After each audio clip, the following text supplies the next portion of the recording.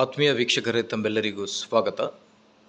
ವೀಕ್ಷಕರೇ, ಇಂದಿನ ಈ ಒಂದು ವಿಡಿಯೋದಲ್ಲಿ ಶಿಕ್ಷಕರ ನೇಮಕಾತಿ 2026ರ PST, GPT ಮತ್ತು HSTR ಅಧಿಸೂಚನೆಗಳ ದಿನಾಂಕ ಯಾವಾಗ ಆಗಬಹುದು ನೋಟಿಫಿಕೇಷನ್ ಅನ್ನೋದ್ರ ಬಗ್ಗೆ ಒಂದು ಟೆಂಟಿಟಿವ್ ನೋಟಿಫಿಕೇಷನ್ ಡೇಟ್ಸ್ಗಳ ಬಗ್ಗೆ ನಾವು ಡಿಸ್ಕಸ್ ಮಾಡ್ತಾ ಬರೋಣ.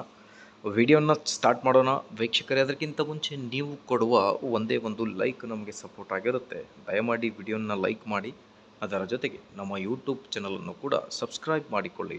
ವೀಕ್ಷಕರೇ, ಸ್ಕ್ರೀನ್ ಮೇಲೆ ಗಮನಿಸ್ತಿರ್ಬೋದು, ಶಿಕ್ಷಕರ ನೇಮಕಾತಿ 2026 ರಿಕ್ರೂಟ್ಮೆಂಟ್ PST, GPT ಮತ್ತು HSTR, ಅದರ ಜೊತೆಗೆ ಟೆಂಟೇಟಿವ್ ನೋಟಿಫಿಕೇಷನ್ ಡೇಟ್ಸ್ಗಳ ಬಗ್ಗೆಯೂ ಕೂಡ ನಾವು ಚರ್ಚೆ ಮಾಡೋಣ.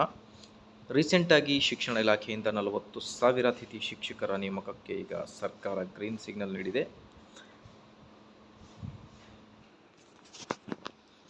ಅಧಿಕೃತವಾಗಿ ಸರ್ಕಾರದಿಂದ ಇನ್ನೂ ಯಾವುದೇ ದಿನಾಂಕಗಳು ಪ್ರಕಟವಾಗಿಲ್ಲ. ಬಟ್ ಚರ್ಚೆಗಳು ಏನು ನಡೀತಾ ಇವೆ ಸೋಷಿಯಲ್ ಮೀಡಿಯಾದಲ್ಲಿ.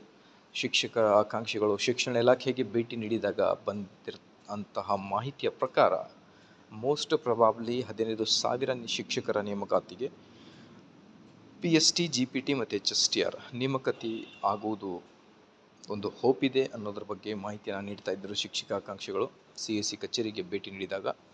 ಹಾಗಾಗಿ ಕಾಂಪಿಟೇಷನ್ ಲೆವೆಲ್ ನೋಡಿ ಬಹಳ ಹೈ ಆಗಿರುತ್ತೆ. ನೇಮಕಾತಿಗಳು ಕೂಡ ಆಗುತ್ತೆ ಖಂಡಿತವಾಗಿ. PST ಕೂಡ ಕಾಲ್ ಮಾಡ್ತಾರೆ, GPT ಮತ್ತು HSTR. ಹಾಗಾಗಿ ನೀವು ನಿಮ್ಮ ಪ್ರಿಪ್ರೇಷನನ್ನು ಕಂಟಿನ್ಯೂ ಮಾಡಿ.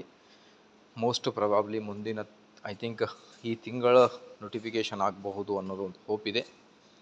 ಸೊ ಈ ತಿಂಗಳೇ ಜೂನ್ ಕೊನೆಯ ವಾರದವರೆಗೆ PST, GPT ಮತ್ತು HSTR ನೇಮಕಾತಿಗಳ ಅಧಿಸೂಚನೆ ಪ್ರಕಟವಾಗಲಿ ಸರ್ಕಾರದಿಂದ. ಆದಷ್ಟು ಬೇಗ ನೋಟಿಫಿಕೇಷನ್ ಬರಲಿ. ಮಾಹಿತಿ ಇಷ್ಟದಲ್ಲಿ ಲೈಕ್, ಶೇರ್ ಆ್ಯಂಡ್ ಸಬ್ಸ್ಕ್ರೈಬ್.